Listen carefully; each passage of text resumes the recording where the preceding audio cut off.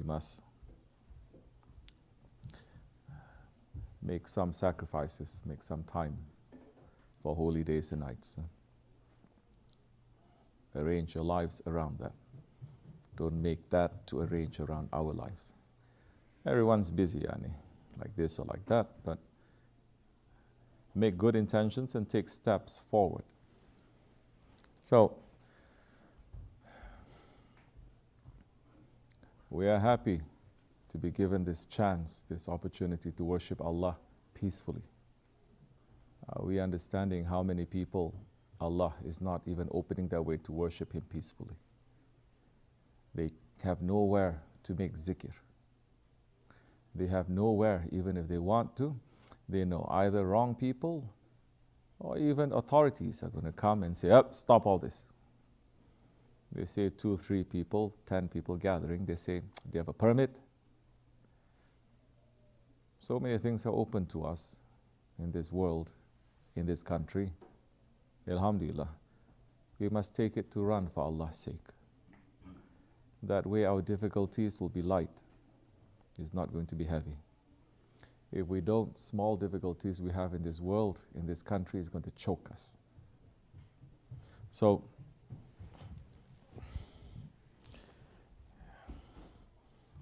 we're intending, we make some sohbat, we will sit, we will drink some tea, we'll watch something maybe, our brothers are presenting something. In this world we cannot run away from certain things about technology, we're not running after it, but when it is there we use it for the sake of Allah. Then we'll drink tea some more, we'll pray a little bit. Now 11 o'clock, soon no more daylight savings time, so it's going to stay nice and easy like that. Alhamdulillah, we enter into the time of tahajjud and it is very blessed. Even if you are saying 11 o'clock right now, 12 o'clock I'm going to leave, 3 hours, 4 hours I'm going to drive, take that opportunity, drive, say, "Ya Rabbi, I'm trying to remember you on this holy night." Instead of saying, "I'm going to be so sleepy," say, "Alhamdulillah, I'm staying awake." Like this or like that, this holy night for tahajjud. So, welcome to everyone. Alhamdulillah.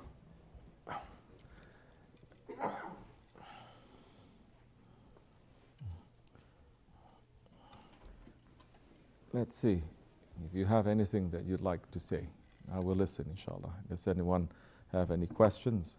If I have answers, I will give. We'll see what our Shaykh is sending to us tonight. Bismillah. Don't worry, tea is coming. I'm not going to drink my tea yet until your tea comes, and then we'll drink together, inshallah. Any questions anyone has? Dr. Junaid, do you have something? Say, Bismillah. How can on a blessed night like this, if one has not been able to focus on his bad deeds all year, how can we use the mercy of this night to pull Allah's mercy so that we Can you all hear? Huh? Maybe you should turn on the mic. It's on? Can he? He's already doing that. Yeah. Don't look at me. I didn't do this. Yeah. Everything is happening by karamat, mashallah. So, Bismillahirrahmanirrahim. How can one, if they have not been able to focus all year on their bad deeds or weaknesses, pull Allah's mercy on this night so that they can have a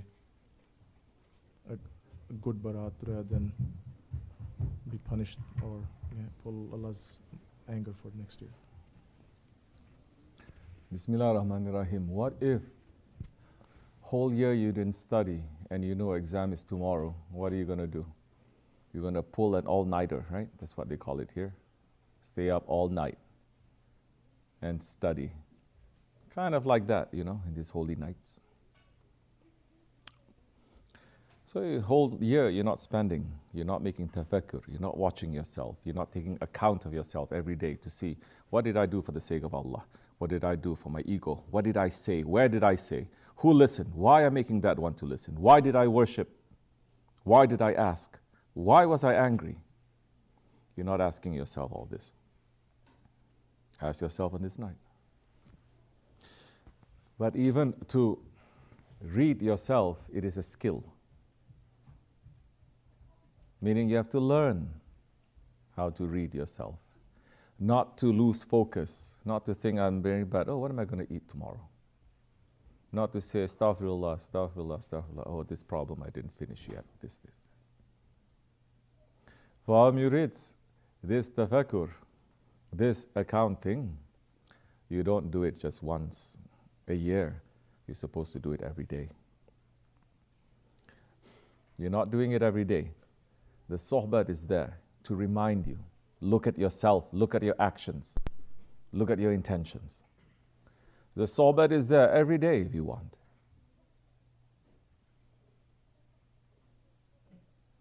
First, do you believe in it? Is it important to you? If it's not important to you, it doesn't matter. 40 prophets can come to tell you something, then you're not going to listen. This is where the stubbornness is. So, the stubbornness, understanding where the stubbornness is, why it is. Stubbornness, not listening to anyone. I only listen to myself. Stubbornness, even if someone is telling you, you say, I know better. Stubbornness, someone is saying, you're a donkey, saying, no, I'm a lion. Not to take what is good there, always to fight back, to say, no, I am, not you. To learn this you have to learn from a teacher. This you have to learn from a master. Because otherwise, you will not be able to do this. Instead of tafakkur, you're thinking of your life, you're opening your book, you're busy looking at your bank account, or you're busy thinking. Now it's a matter of the heart, thinking, what is this one? I put a post. Is he liking it or not? What is this one doing? Don't laugh. You're all like that. And that's shameful. Meaning you are not training your heart even to be with Allah. You think if you cannot do it once a day, you think you're doing it 5 times a day.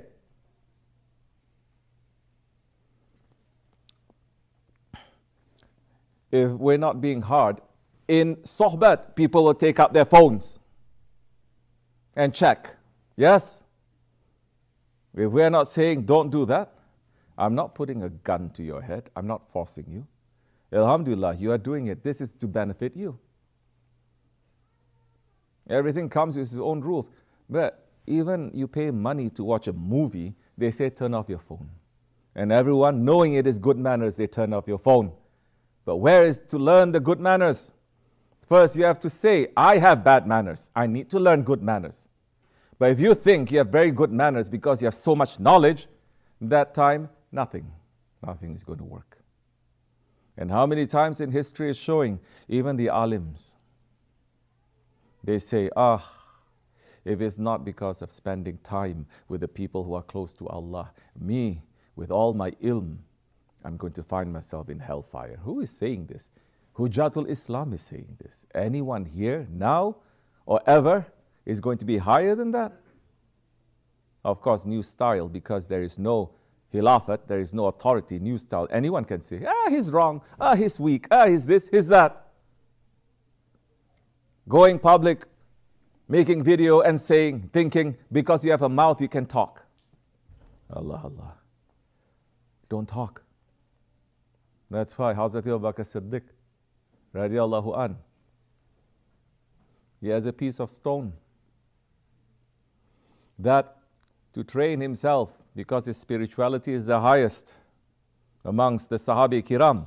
He is the second of the two, that Holy Prophet himself saying, if you put Hazrat Abu Bakr Siddiq on one scale, you put the rest of my ummah on another scale, he is going to be heavier. It is a secret that is given to him. As the Prophet says, everything that Allah has given me, I pour into the heart of Abu Bakr Siddiq.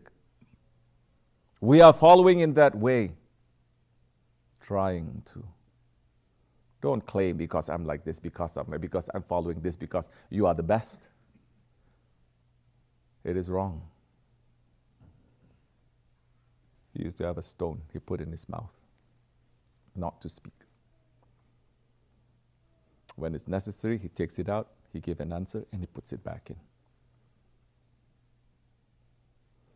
So watching your tongue, as the Prophet is saying to his ummah, especially in the Akhir Zaman, in these times, look to the two parts of your body.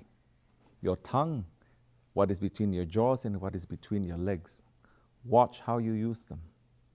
If you know how to keep them properly, Prophet himself ﷺ, is saying, I will lead you to paradise.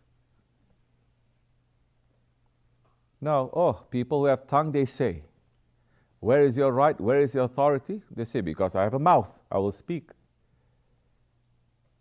Believers and unbelievers, but believers behaving this way, why? Don't you know with one wrong word, everything can be cancelled? Why are you going to put? I swear, if Shaykh Effendi is not giving an order to me, I'm not going to sit here to speak. It's much easier to sit and to listen. No responsibility. Just to listen and to do.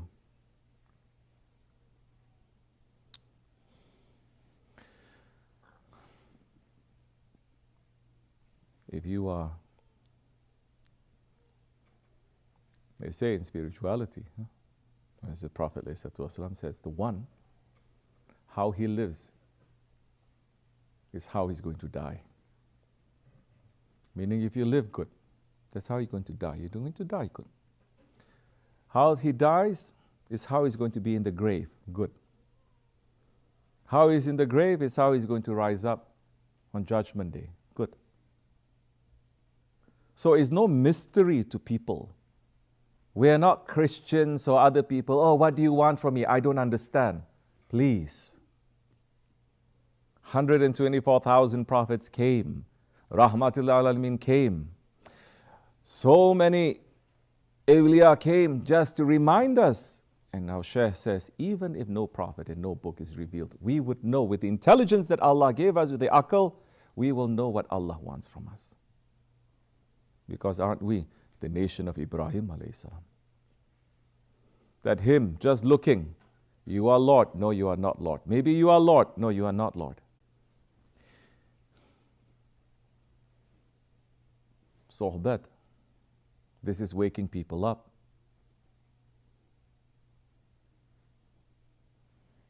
Sohbat, it is taking from what the prophets and the saints have given. They are, like the awliya Allah, they are going, picking, like a bee that takes the nectar from everywhere. You know how much energy it gives? Taking the nectar, separating the poison from what's good, keeping it, and then making it to turn to honey so that people can take. They're not telling you, go and pick flowers. You want honey? Go pick flowers. Scholars are doing that. No, read Quran. What are you going to understand from the Quran? Now people are going to say, he's saying don't read Quran. As I said before, reciting it is different. But the awliya Allah, the sheikhs, what are they saying? What are they telling you except what Allah is telling you and what the Holy Prophet ﷺ is telling you? How to be a better servant. How to watch to your enemies inside that you don't realize that is making you to fall into Jahannam, into your own fire that you yourself you make. Don't look to the outside enemies, look inside. Know yourself. Well, people, they're running away from it. They know a little bit, dunya is pulling them here. They know a little bit, dunya is pulling them there. You see a little bit, something good. Rest, you see, just making you to be in ghaflat. Everything is designed for you to have fun. Everything is to make you laugh. You know what the Prophet ﷺ says? Don't laugh often. Why? Because it makes your heart to harden like a stone. You will not feel. Everything that you're looking for is just to laugh, to have fun. Then how you make your heart now? how you make your heart to be able to feel. How are you going to make your heart to point itself to the Qibla of Allah, to the Qibla of the Prophet ﷺ. When all you're looking for is fun to yourself, how are you going to feel? You have everything. You're going to see horrible things in front of you, and you're going to say, oh, it's too bad. No feeling, dead.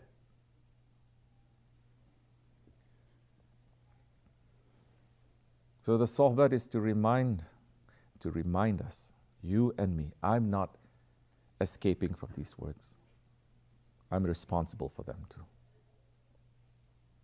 But the sohbat is not something that we're reading from books. What we're doing, no, don't be busy how we do it. We have to take from what is there, and we have to read too. What is necessary from the heart, that we have to give. You know you're coming. You have questions. You have things. And listening to the sohbat like this or like that, you get the answer. Am I asking you? Am I preparing anything? This is what our Shaykh, this is what from the unbroken lineage of 40 grand sheikhs they are giving. We are not preparing. But if our hearts are open, the answer is going to be there. Because now we are not here for dunya. If you're here for dunya, any one of you, you're going to be disappointed. I'm not offering you anything from dunya. We're here for akhirat. We're here for Allah. We're here for Islam. We're here for the Holy Prophet ﷺ. We're here to look at ourselves a little bit more. And to say, Ya Rabbi, in a night like this, thank you for reminding me.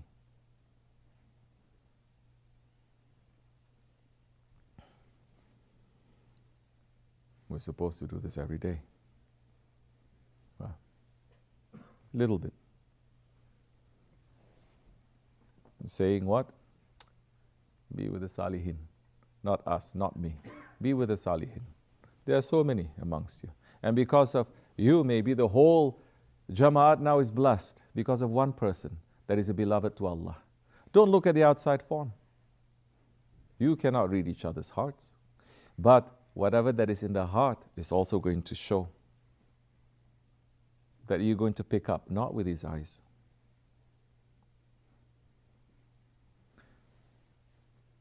So the night of Barat, like this,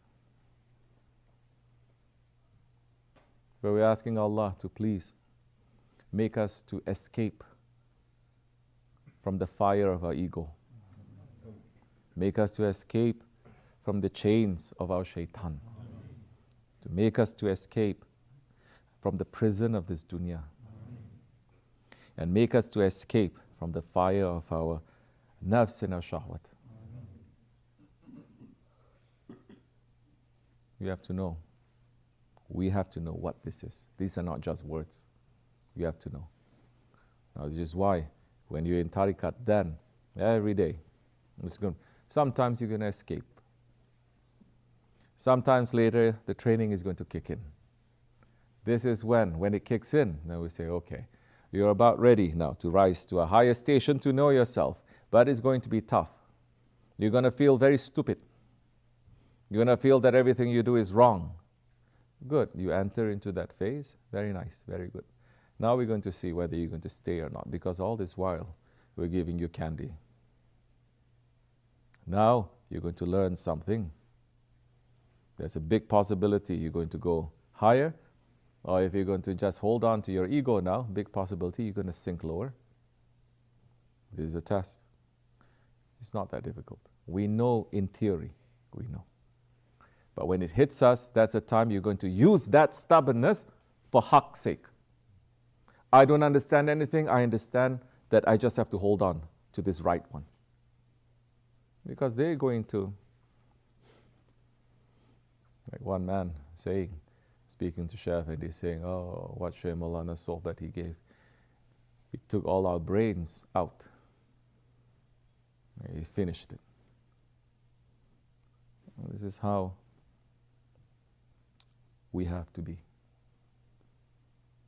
As Shaykh Maulana is saying, we have tried to be nothing. As long as we think we are something, Shaitan is going to trick us.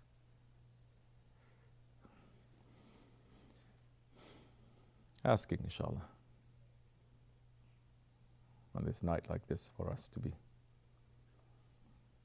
Assalamu alaikum wa rahmatullah.